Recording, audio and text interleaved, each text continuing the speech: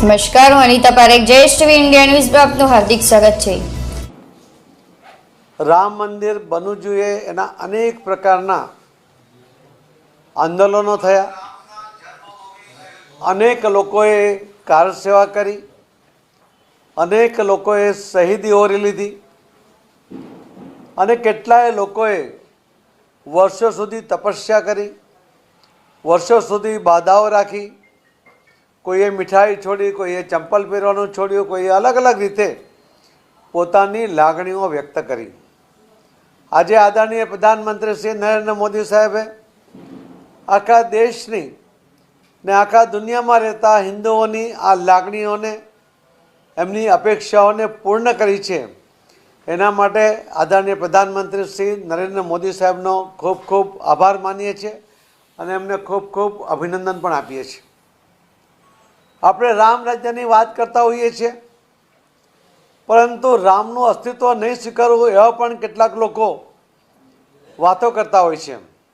આપણી શ્રદ્ધા એને પણ ચોટ પહોંચાડવાનો પ્રયત્ન કરતા હોય છે।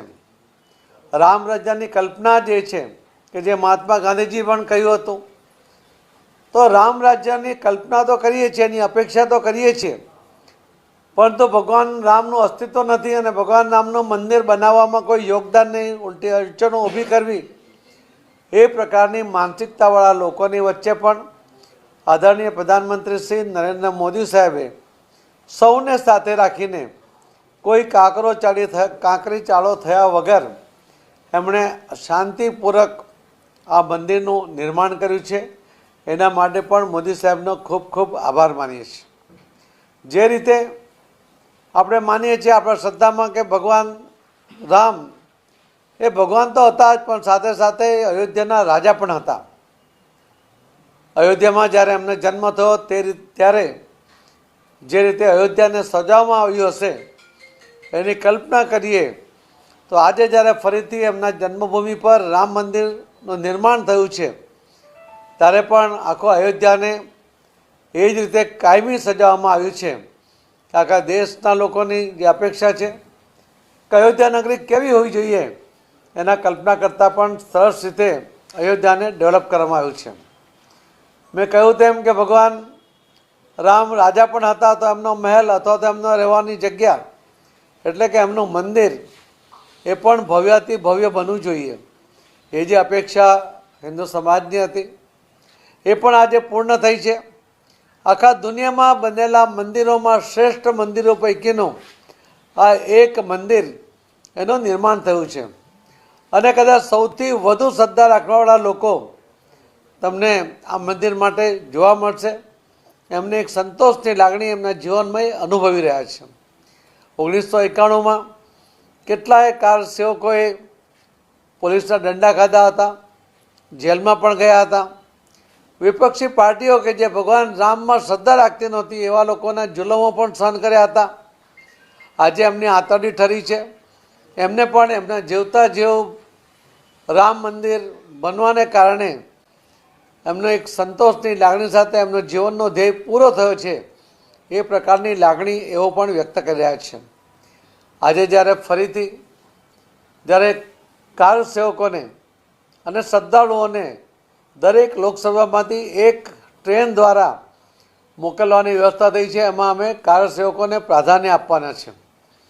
જેમને જવું છે કાર સેવકોની કદાચ ઉંમર હશે, અવ્યવસ્થા હશે, તો એમની સાથે પણ વધુ એક એમના કુટુંબીજન અથવા તો ઈચ્છે તેને સાથે લઈ જવાની વ્યવસ્થા પણ અમે ગોઠવી રહ્યા છીએ। આ પહેલી એક લોકસભાની ટ્રેન પછી બીજી બધી ટ્રેનો દ્વારા પણ શ્રદ્ધાળુઓ જઈ શકે અને એમને કોઈ પણ પ્રકારની અવ્યવસ્થા ન થાય એની પણ કાળજી રાખવામાં આવશે। ખૂબ સારી વ્યવસ્થા અલગ અલગ સંસ્થાઓ દ્વારા કરવામાં આવી છે। ભોજનની વ્યવસ્થા પણ કરવામાં આવી છે, એમાં કેટલાક તો ગુજરાતથી આ ભોજનની વ્યવસ્થા માટે પહોંચી ગયા છે। બાપા સીતારામ સહિતના અનેક લોકો એમાં ભોજન માટેની વ્યવસ્થામાં જોડાયા છે।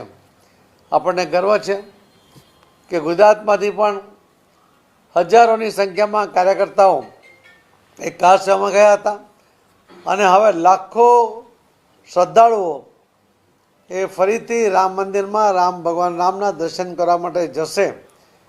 રામલલાના આ દર્શન માટેની આ વ્યવસ્થા મંદિર નિર્માણની આખી યોજના મોદી સાહેબે જે પૂર્ણ કરી છે એમના માટે ફરીથી આપના માધ્યમથી મોદી સાહેબને પણ ખૂબ ખૂબ અભિનંદન, એમનો આભાર, અને આખા દેશના લોકોને અભિનંદન કે એમને એમની અપેક્ષા મુજબનું રામ મંદિર, રામ જન્મભૂમિના સ્થળ ઉપર નિર્માણ થયું છે.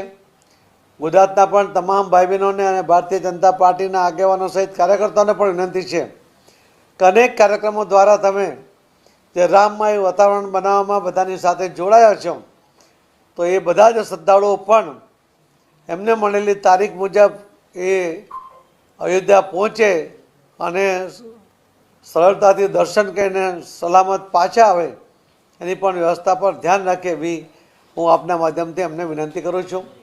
ખૂબ ખૂબ ધન્યવાદ. જય શ્રી રામ. જય જય શ્રી રામ.